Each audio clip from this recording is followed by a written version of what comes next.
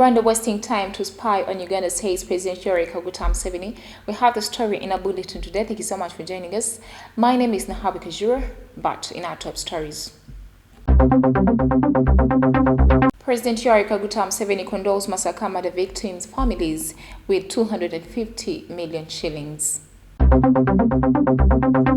And Kenya business seeks financing to make more oxygen. In our sports today, experience Timber tipped to beef up URA Football Club technical docket. Once again, thank you so much for joining us. In Africa Today starts with one of our top stories. Now, President Yoweri Kaguta Museveni has laughed at reports that Rwanda is spying on Uganda, saying they are only wasting their time since it will not yield anything much for them. Now, President was speaking to French TV, France 24, in an exclusive pre-recorded interview. Take a look at the story. A recent global reporting investigation, the Pegasus Project, published by the Organized Crime and Corruption Reporting Project, indicated that Rwanda used Israel software, Pegasus, to spy on several top-ranking Ugandan government officials. In the report, it was said that the Kigali establishment spied on former Prime Minister Ruhankana Rugunda and former Foreign Affairs Minister Sam Kutesa. However, when asked about the same, President Museveni said that he didn't closely follow the reports and was sure Rwanda wasted their time spying on Ugandan officials since nothing they could get. In the interview, Museveni also commented on the cold relations between the two neighboring countries that have recently become soiled by counter-accusations of spying and engaging in activities to destabilize each other. The Cold War between the two countries reached its peak when in early 2019, Rwanda closed its busiest border with Uganda at Katuna but also stopped its citizens from crossing to Uganda. When asked about closure of the border, Museveni insisted that Uganda has never closed its border, but rather her neighbors did. Museveni, however, said he could not talk about the reason for the souring relations between the two neighboring countries, saying it would be unfair since Kagame was not around to defend himself. Well, thank you so much, reporter Najuma. Moving on, in our top stories, President Yoweri Kaguta Museveni has condoled with the families who lost their loved ones to machete-wielding gangs that have been terrorizing residents of Masaka and Ruengo district. Now, the president made a contribution of 10 million shillings to each of the 25 families affected during the attacks. We have more on this report. President Museveni, while meeting the 25 families affected by the machete attacks, say that some suspects have been arrested because they left all sorts of clues that they are following, adding that all other criminals will be got. Each of the 25 families was represented at the meeting held at State House in Entebbe, and they returned home with the money in envelopes. A total of 26 people have been killed and a couple of others injured by machete-wielding men who have terrorized Greater Masaka region in the past 1 month. Speaking to the president, the group led by Mayor Goreti Nkwanzi reported that the imposition of the curfew has given opportunity to the assailants to carry out the attacks without anyone noticing or stopping them. Responding to their queries, Museveni insisted that the people behind the attacks will soon be brought to book. The president, however, reasoned with the group that the presence of electricity in the rural areas is key in fighting crime and said while the rural electrification is in the process, it will take some time. He urged churches and mosques to use radios and televisions to preach to the people as one of the ways in mitigating COVID-19. So sad for the families that lost their loved ones, and may their souls rest in eternal peace. Now, moving on, Parliament has passed a motion to allow the Ministry of Finance to reallocate funds for the Ministry of Science, Technology and Innovation to State House. Now, according to a minority report by opposing legislators led by Ibrahim Semujunganda, the funds should go to the office of the President and not State House, as was directed by the President. We have more on this report. Whereas the Ministry of Science, Technology and Innovation was independent with its own vote and accounting officer, in June through a statutory instrument, President Museveni placed it under the office of the President with the State House Controller as its accounting officer. On Wednesday, Parliament was presented with a budgetary committee report that gave a green light to the restructuring process. The committee observed that the budgetary amounts proposed for reallocation are consistent with amounts passed under Appropriation Act 2021 and supplied under statutory expenditure. The committee observed that whereas the Office of the President has its own cabinet minister and accounting officer, the President appointed another cabinet minister, Dr. Monica Musenero, to serve as minister in the Office of the President in charge of science and technology. Consequently, the committee said there is need to allow the reallocation of funds to enable the realization of the set goals. However, nevertheless, Parliament okayed the restructuring process of the Science Ministry to move to the Office of the President under the care of the State House Controller. Well, thank you so much, our reporter. Let's go for a quick break. We shall come back with our international news.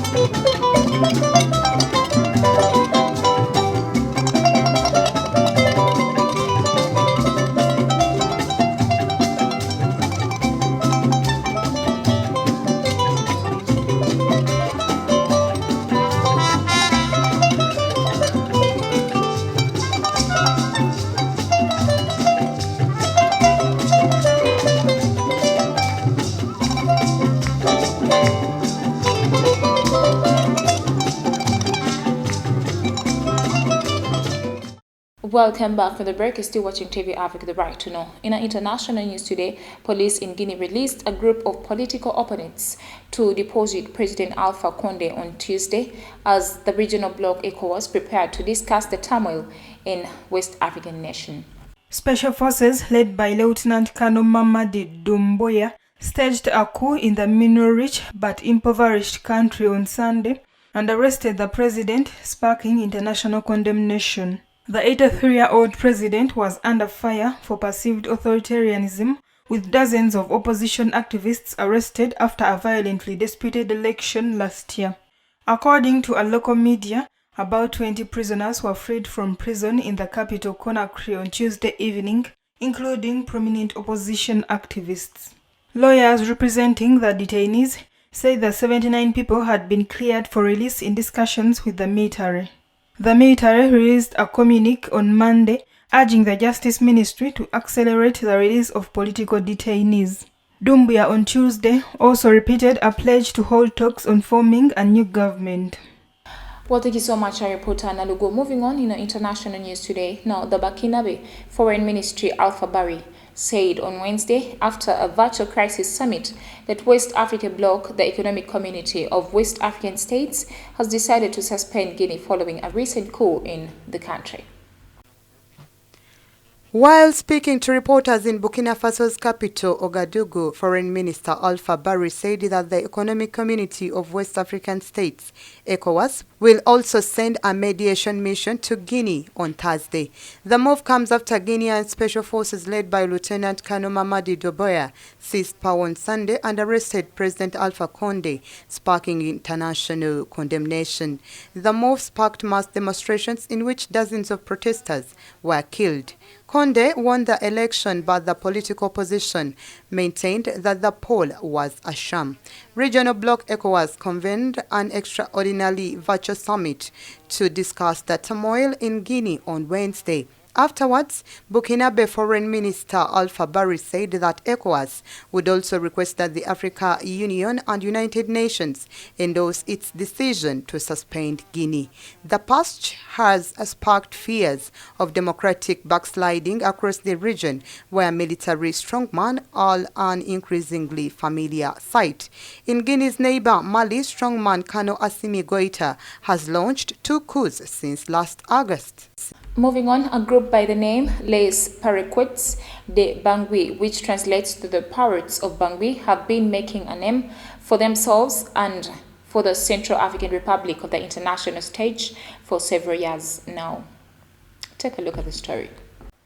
This group of actors, which has only been in existence for 6 years, has already toured the major international stages. After their participation in the World Theatre a few days ago in Monaco, they are back in the country and they revealed their success of inspiration.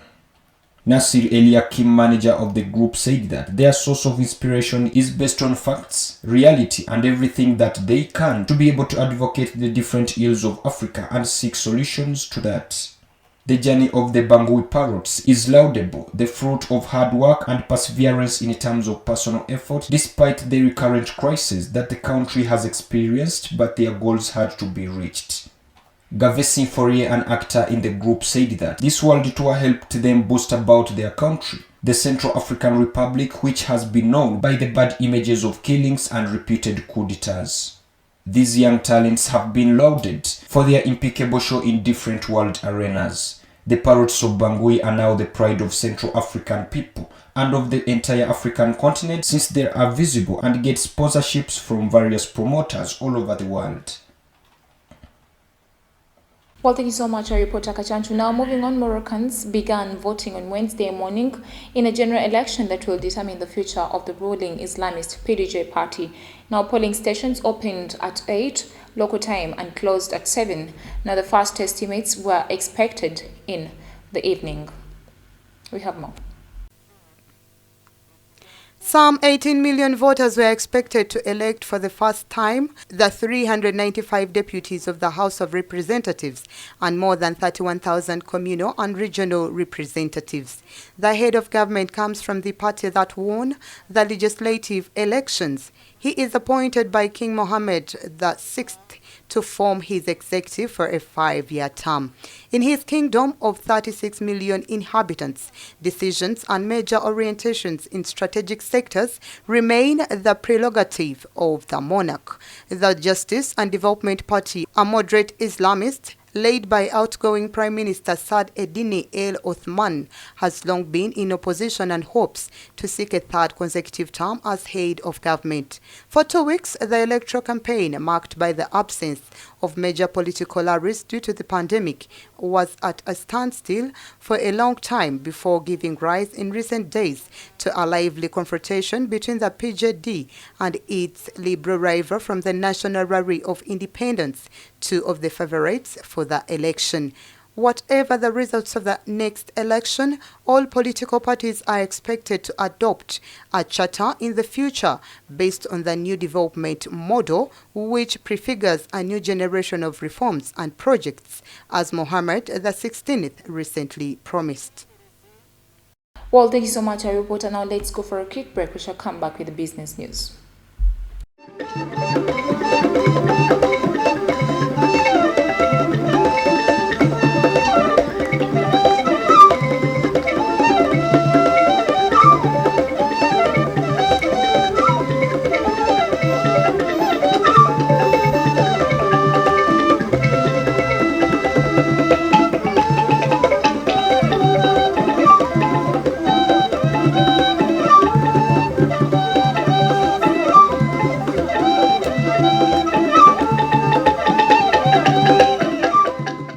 Welcome back from the break. You're still watching TV Africa, the Bright. In a business news today, Kenya's demand for medical oxygen has hit critical levels with growing numbers of seriously ill COVID-19 patients due to the Delta variant of the coronavirus.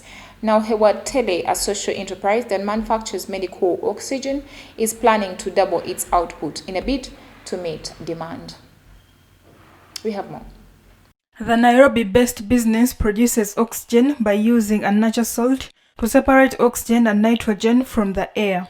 However, this method produces rather small quantities, leading to Hewa Tele's intention to invest $1.5 million in order to switch to an air separation unit that will produce liquid oxygen. It will try to produce 20 tons per day. The new oxygen quotas will be met by raising funds through international financiers. Bernard Olayo, a physician and founder of Hewa Tele, says it won't be easy as the pandemic has significantly increased the demand for oxygen and components essential for its production. Hewa Tele supplies 200 hospitals in Kenya. However, despite having 3 plants strategically set up to reduce the cost that is already over 10 times more than most countries, Olaya said meeting demands seems beyond reach.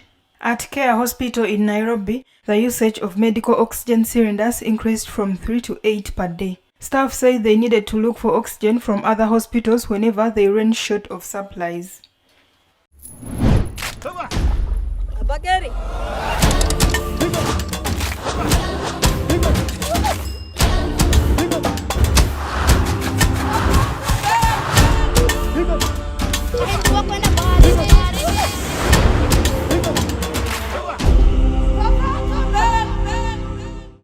Away from business, in our health news today, Zimbabwe has told its civil servants unwilling to get vaccinated to resign as it seeks to increase inoculations against COVID-19. Now, the Zimbabwe Congress of Trade Unions challenged the mandatory vaccination of employees in court in August.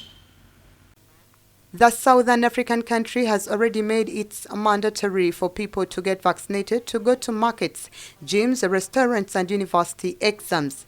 Some private companies have also made it mandatory for their employees to be vaccinated. The measures have triggered indignation among some, but also clogged up the vaccination centers as people scramble to get a dose. Zimbabwean Justice Minister Ziyambi, while speaking on a local radio, told all government employees to get vaccinated for protection of others and those they serve. He threatened to all those who want to assert their rights that they can resign, saying that the measure would also apply to teachers. Zimbabwe has about 300,000 civil servants, including 100,000 teachers. The Zimbabwe Congress of Trade Unions challenged the mandatory vaccination of employees in court in August. 4.4 million people have received a first dose in the country, with 11% of the population fully vaccinated. Zimbabwe has recorded more than 125,600 cases of COVID, including 4,490 deaths since the start of the pandemic.